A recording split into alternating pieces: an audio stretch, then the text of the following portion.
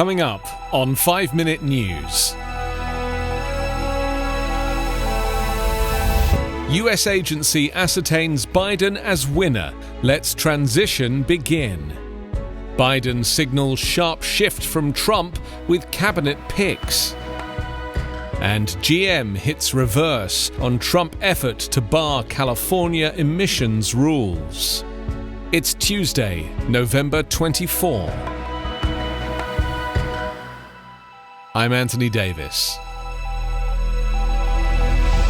The General Services Administration ascertained on Monday that President-elect Joe Biden is the apparent winner of the November 3rd election, clearing the way for the start of the transition from Donald Trump's administration and allowing Biden to coordinate with federal agencies on plans for taking over on January 20th. Trump, who had refused to concede the election, said in a tweet that he is directing his team to cooperate on the transition, but is vowing to keep up the fight. Administrator Emily Murphy claimed she was not directed, but made the determination after Trump efforts to subvert the vote failed across battleground states, citing recent developments involving legal challenges and certifications of election results. Michigan certified Biden's victory on Monday, and a federal judge in Pennsylvania tossed a Trump campaign lawsuit on Saturday seeking to prevent certification in that state. Johannes Abraham, the executive director of the Biden transition, said in a statement that the decision is a needed step to begin tackling the challenges facing our nation, including getting the pandemic under control and our economy back on track.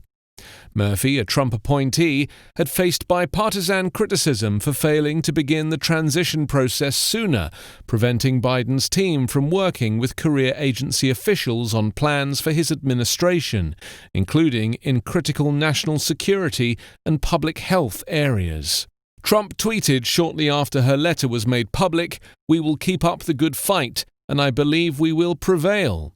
Nevertheless, in the best interest of our country, I am recommending that Emily and her team do what needs to be done with regards to initial protocols and have told my team to do the same."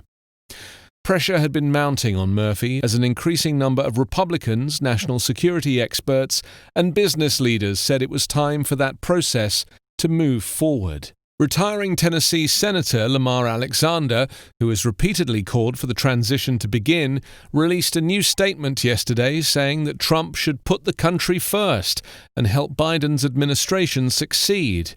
"When you're in public life, people remember the last thing you do," he said. President-elect Joe Biden tapped Obamaera officials yesterday for top national security and economic roles, signaling a stark shift from the Trump administration's America First policies that disparaged international alliances and favored deregulation and tax cuts. The picks include former Secretary of State John Kerry to take the lead on combating climate change. Biden also chose Janet Yellen, who was nominated by former President Barack Obama to lead the Federal Reserve as the first woman to become Treasury Secretary. Biden's emerging cabinet marks a return to a more traditional approach to governing, relying on veteran policymakers with deep expertise and strong relationships in Washington and global capitals. And with a roster that includes multiple women and people of color, some of whom are breaking historic barriers in their posts, Biden is fulfilling his campaign promise to lead a team that reflects the diversity of America. The incoming president will nominate longtime advisor Antony Blinken to be Secretary of State, lawyer Alejandro Mayorkas to be Homeland Security Secretary, and Linda Thomas Greenfield to be Ambassador to the United Nations. Avril Haines, a former deputy director of the CIA, will be nominated as Director of National Intelligence, the first woman to hold that post. Thomas Greenfield is black, and Mayorkas is Cuban-American, which is an about-turn for Trump's xenophobic immigration leadership. They are experienced, crisis-tested leaders who are ready to hit the ground running on day one, the transition said in a statement. These officials will start working immediately to rebuild our institutions, renew and reimagine American leadership to keep Americans safe at home and abroad, and address the defining challenges of our time, from infectious disease to terrorism, nuclear proliferation, cyber threats, and climate change. General Motors said on Monday it was reversing course and will no longer back the Trump administration's efforts to bar California from setting its own emissions rules in an ongoing court fight. GM Chief Executive Mary Barra said in a letter to environmental groups it was immediately withdrawing from the preemption litigation and inviting other automakers to join us. The about-face came as GM sought to work with President-elect Joe Biden, who has made boosting electric vehicles a top priority. The Detroit automaker has laid out an ambitious strategy to boost EV sales, and last week it said it will increase spending on EVs and autonomous vehicles by 35% from previously disclosed plans.